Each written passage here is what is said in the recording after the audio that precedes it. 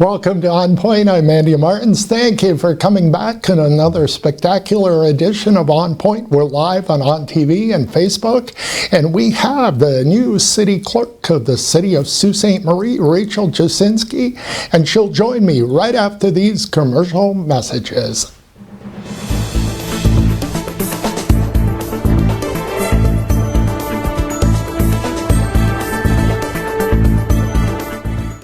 Welcome to the Machine Shop, our historic venue and gathering place for friends and family. Built in 1899 on the site of a Northwest Company trading post.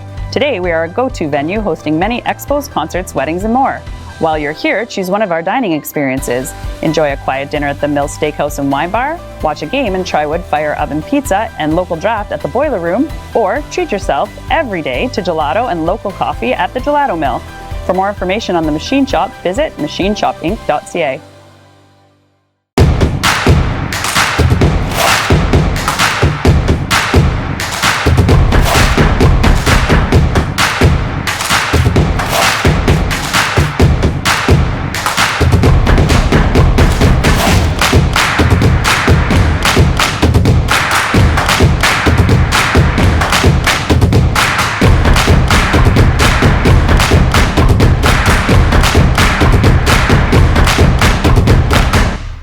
At 4:45, discover all kinds of treasures and never pay more than $5. Inventory is restocked every Saturday, and you can find anything from electronics to household items, toys, and much, much more.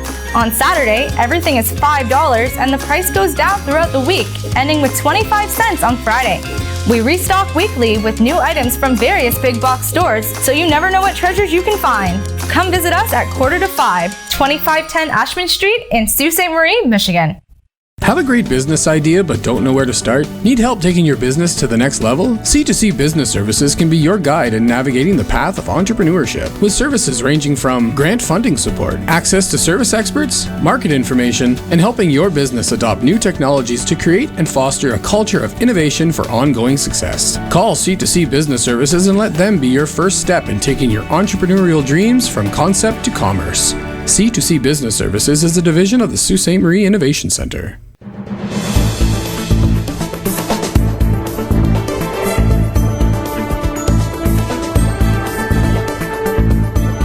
Welcome back to ONNPoint. As I mentioned off the intro, we are live streaming on Facebook and live on ONTV at Soo Online. And welcome back to the show. We've had a blockbuster week, and I'd like to bring in the city clerk of the city of Sault Ste. Marie, Rachel Tyczinski, a very key position.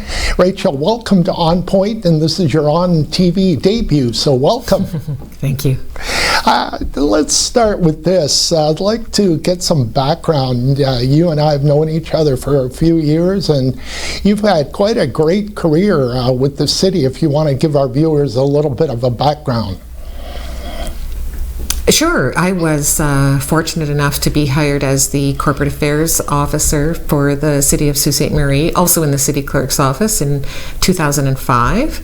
And then when city clerk Donna Irving retired in 2010, Malcolm White became the city clerk and I became the deputy city clerk. And just this summer, as Malcolm was appointed CAO, I was appointed city clerk. Awesome. Yeah, that was, you've got quite a great career going in, to the city clerk's position. You've had quite a few years to be all there and find out what it's all about. What is the most important thing that you learned in the last 14 years to prepare for the city clerk's position as you have it today? Well, I would say certainly getting to know the organization and sort of having a bird's eye view of what the various departments' expectations and goals are. As well, having been, prior to coming to work for the city, I was the clerk treasurer administrator at Prince Township, and certainly one learns quickly that it's really important to be neutral, that the job is to provide council with as much information as they need to make an informed decision and to provide them with all of the background that they need to do so. Right, so it's clear your spectrum of where you go with any given response is what you're saying, and that's It's critical to be impartial, yeah. You've got to know, like A to Z, where where the gray area where you can't go into type of thing. That's great. It's very key, and you need to be up on a lot of things, I'm sure. Certainly knowledge of policy and parliamentary procedures is critical, particularly at council meetings. Yeah, we'll save the Robert's Rule of Order and things like that for another show. Can you give us a quick, brief overview for the viewers what a typical day in the city clerk's life is like? It's very busy. I know that for a fact. A typical day is unpredictable. Often what my goals are first thing on Monday morning, depending on what inquiries may come from the public, what individual councillors may need as resource information, or things unfolding in the media. It's not unusual for Friday afternoon, my goals for Monday morning still not to have been achieved. Right. And we were talking before the show that your work starts the day after the council meeting, and now today being Tuesday, you're in the red zone. This is red zone from here until tomorrow and Thursday, right up till Friday kind of thing. That's correct. The day after a council meeting, the senior management team meets and discusses what reports they may have for the next council meeting. The deadline for those reports is that Friday. Then Clerks does some editing, proofreading, has to go through approval processes. And so today, Tuesday, before next week's council meeting, is an agenda review committee day. So I'll meet with the mayor and the CAO this afternoon, and we'll go over all of the proposed items for the agenda, and we'll decide what goes ahead. And then that agenda is published to members of City Council electronically Wednesday, so tomorrow. So they have a couple of days to, or a day and a half to review the information before the agenda is released to the media and the public on Friday morning. Right, I'm thinking out loud here. I think certain agenda setting committee meetings and council agendas are longer than others kind of thing. It varies really, doesn't it?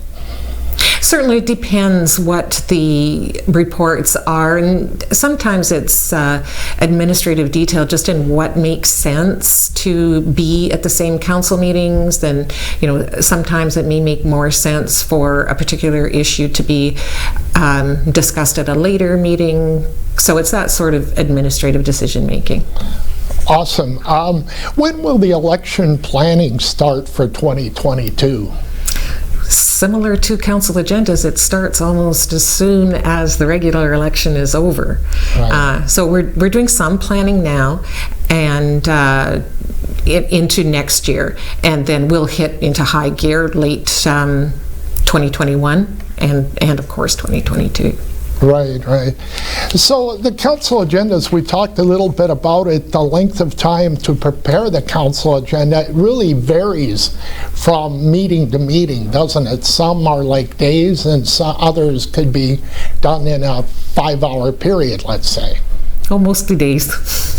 Right, because it's complicated. You have to talk to a lot of people and make sure the resolutions are right. And how are the new councillors after almost a year on the job? Are they getting better with their resolutions and things? Sure, they're a great group. It's a very dynamic council, and they will contact our office or other staff to ask for input to make sure that both procedurally that they're doing things properly, and for input into resolutions that they may wish to bring forward for council to consider. Awesome. How important is it to have someone you know very well as the CAO? And of course, for those that don't know, Malcolm White is the CAO. That's an important facet, isn't it, rather than someone new off the street being hired for the job? Well, it's certainly an advantage because we've worked together for so long that we share the same values, we understand each other's work styles, and there's not that time where you're trying to build trust and so on. So we have worked really well together in the past, and looking forward to continuing to do so. I remember an example of that on election night in 2018 when you and Malcolm were working and making sure the vote comes in properly, and then the word came that Sudbury was having all kinds of problems with electronic voting. So just to let you know, I saw firsthand how well you and Malcolm work as a team that night. It was a good example. That's a night that you need teamwork for sure. And I mean, we didn't have the problems here, but it's still, you need to oversee that as such, even on election night. What is the biggest challenge that you've encountered so far in being the city clerk? Well, you certainly need to multitask and to prioritize what are the things that you need to tackle immediately and what can be postponed. And as well, at a city council meeting, when amendments come from the floor that you're not expecting, that sort of thing, you really need to be able to think on your feet. Right, a councillor may introduce an amendment, and then you've got to word that on the fly, basically, do you not? Yes, often it's the wordsmithing as well as what procedural requirements are depending on the nature of the amendment. Right, and I was just thinking also is, maybe not so much now, but when the new councillors were starting, they look to your guidance when they're in the chair as acting mayor in some ways, do they not? Yes, certainly. Yeah, and they get more comfortable with that as they have more experience, but certainly the clerk's role is to be a resource to those councillors who are acting mayor. Great. All right, Rachel, let's take a quick break, and we'll be back in a couple of minutes. Reminder, we're live on ONTV and live on Facebook. We'll be right back after these messages.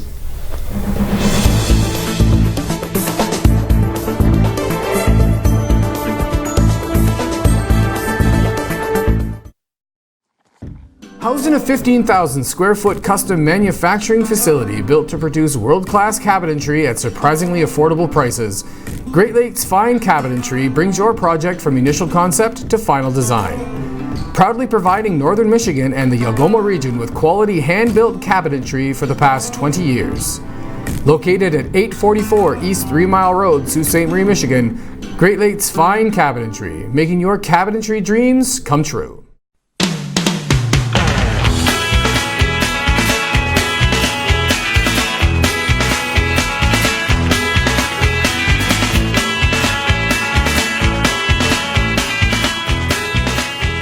With over 45 years of experience, All Ontario Well Drilling offers hydrofracking and all well drilling services. Call 705-575-8088 or 705-257-9495.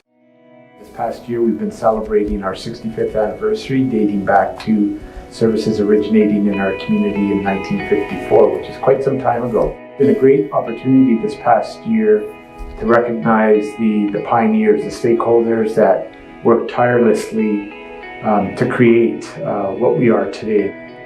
I'm grateful for everything that the families 65 years ago and the people that assembled the organization have done in order for us to achieve the success that we're experiencing 65 years later. Hey Mel, did you know in Queensgate, Australia, it's illegal to own a pet rabbit unless you can prove you're a magician? Really? Did you know that if you're at the McMeekin Arena, you're only 9 minutes and 54 seconds away from Maitland Fort Lincoln? It's closer than you think.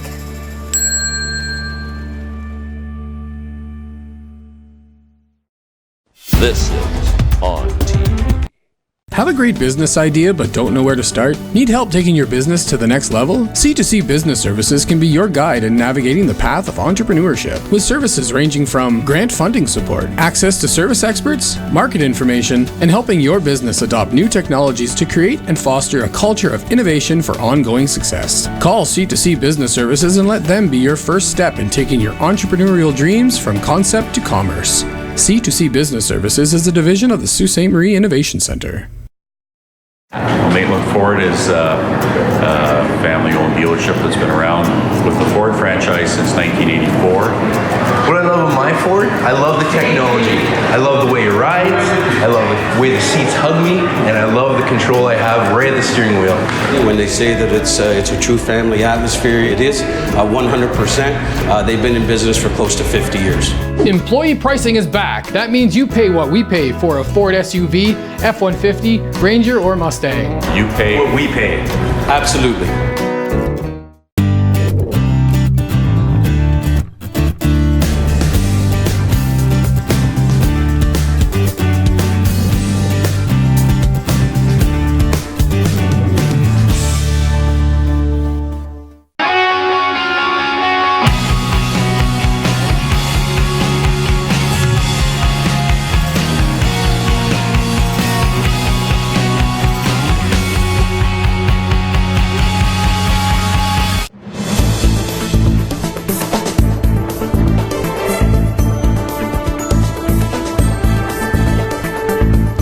Welcome back to ONNPoint. I'm Andy Martins. We are talking to Rachel Tyczinski. She's the city clerk of the city of Sault Ste. Marie, a very key position for the mayor and council. They do rely on her a lot.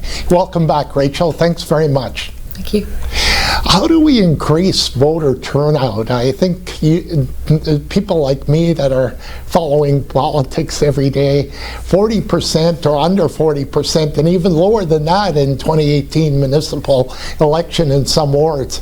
That's not good enough. What do you think we need to do to increase voter turnout? There actually is a council resolution directing us to try to encourage greater turnout and so forth. We did institute a couple of things in the last election, one of which was a vote from home option for individuals who would face barriers leaving their homes to get to a polling place. Right. And that was really well received. We were really pleased with that. Nevertheless, our voter turnout was still not what we would like it to be. There's some discussion that electronic voting may assist with that, although oddly enough, in other communities it hasn't been proven to increase voter turnout significantly. Some communities that had exclusive electronic voting still only had 40% turnout. So I suspect there's probably a variety of approaches that we could be used to engage vote. What we're trying to do now is an analysis based on demographic as to age and gender and location, as to have a bit of an insight into where the voters are coming and where they're not. It's an interesting debate, isn't it? If electronic voting doesn't increase the voter turnout, then one has to assume that the apathy could be bigger than one would think if you make it like you can vote from your home kind of thing. That is the worry, and it's also a bit surprising that apathy would extend to that degree. Right. And so far, Malcolm and yourself have looked at it, and it's certainly looking like apathy is a bigger problem than you would have thought. It may be, but we're hopeful that if we can look at that and engage various groups and that sort of thing, that we can increase the turnout. Sault Ste. Marie has traditionally had a higher turnout than most communities, and has a very engaged population in municipal politics. So we're hopeful that we'll come up with some strategies that will encourage more people to come out. Oh, exactly. I've been here almost 30 years, and I remember the city having in the high 50s at some point. So we've been higher than the 40%. That's right. It might be a good idea to review some of the other things that the city clerk's office does. People think that it's just, with the mayor and council, but you offer services that the city offers, such as marriage licenses and other things. Do you want to give a quick comment about that? Sure. One of our primary roles is, of course, being secretariat to council, but we also do vital statistics, so death registrations, marriage licenses, cemetery orders.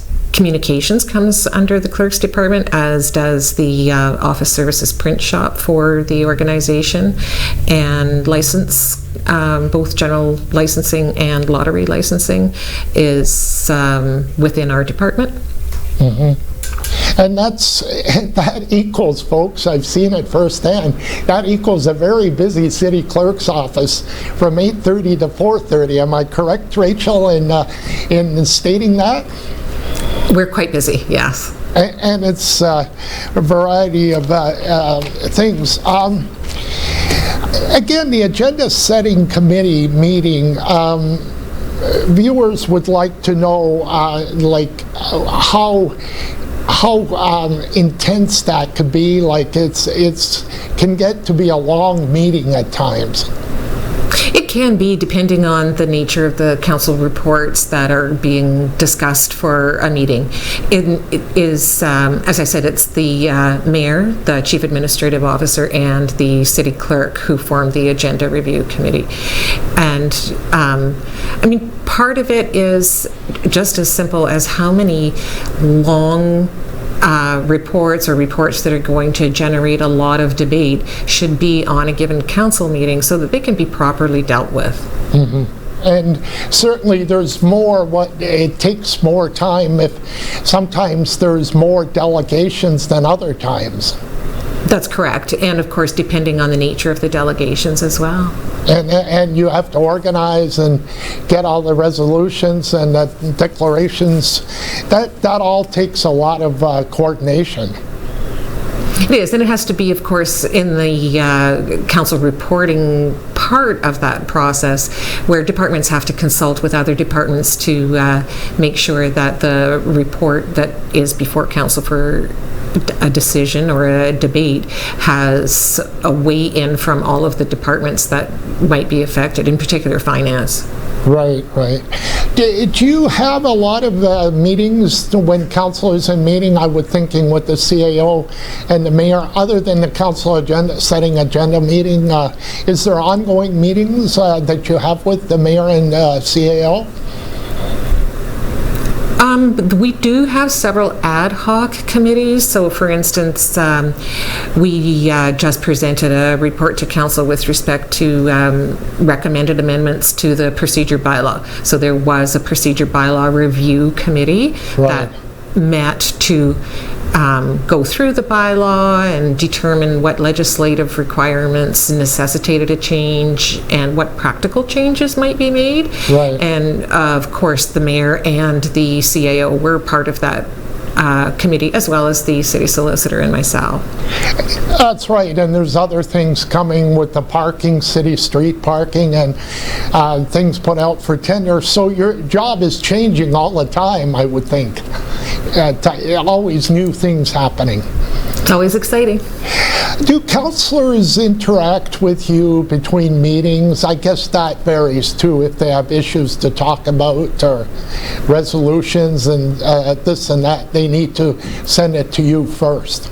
Certainly, the role of my office is to provide support to members of council. So yes, we expect to hear from them between meetings with questions regarding existing policies, procedure, sometimes even just advice as to who they need to speak to in the organization to get the information that they're looking for. Well, that's right. It's all the department heads, they may not know, counselors, the new counselors may be faced with certain questions. They may not know exactly which department head to go to, and that's why I think the mayor was on the last edition, why his town hall on October 3rd will help everybody get more familiar with all this, where all the department heads will be at the Bush Plain Museum. Yes, we're looking forward to that. We're hoping that the public comes out and provides their input. I think it's going to be an exciting event. I think so too, and people want to know this is your opportunity. The mayor has made it available for everybody. What are your goals and objectives for the next year, Rachel, in your new position? I have a lot of draft policies that we're working our way through, one being like a compliments and complaints policy. We have a very old record retention bylaw that it is my goal to bring that into this century before the end of this year. Yes, for sure. Yeah, a lot of policy writing, and then as well we need to do a lot of election planning, particularly if we're going to integrate new technologies into our election. I can see you having a lot of reading to do at night and even on the weekends sometimes. Sometimes. All right, can you outline some of the personal characteristics you think needed to be a city clerk? If everybody's thinking, oh, I'd love to do that job someday, what are the personal characteristics that you need to have to be a city clerk? Well, as I said earlier, I think it's critical to be impartial and to be approachable, and certainly one needs to be able to see all sides of an issue and all perspectives of an issue, and to be able to articulate those. Exactly. In the community, you might have some different kind of folks coming in that are, you know, you never know what you're going to face from the public. So that's true. And our department really prides itself on quality customer service, and we never want to see somebody at our counter who is dropped. We want to make sure, even if they don't belong in the clerk's department with their problem, we'll find out where they belong. Thank you very much, Rachel. It's been delightful. Thrilled to have you on, and thank you for making time for ONNPoint. Thank you. All right, that's the City Clerk, Rachel Tyczinski, the new City Clerk. And we'll be back to wrap up the show right after these messages.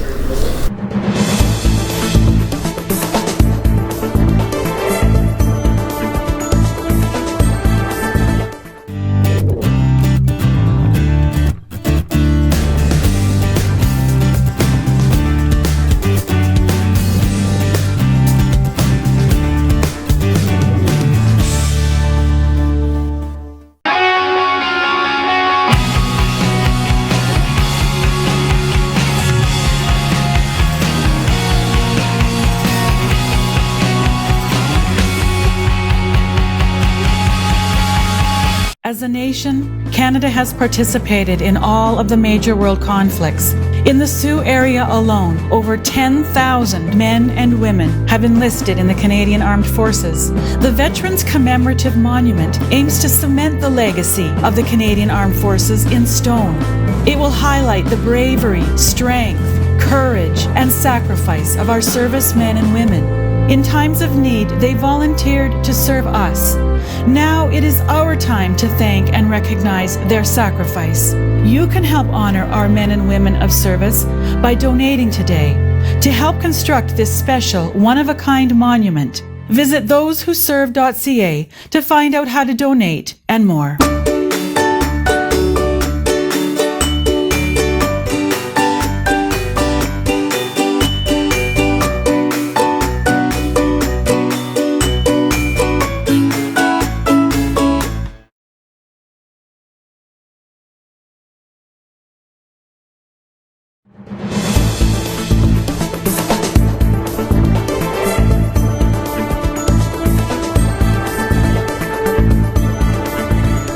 Welcome back to ONNPoint. Thanks so much for that great show with Rachel Tyczinski, the new city clerk. We hope you enjoyed the show with her.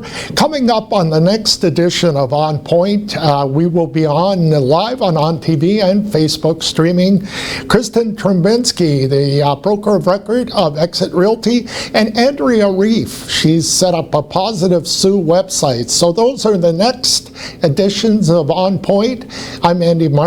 Thank you for watching. We'll see you next time. Have a great day.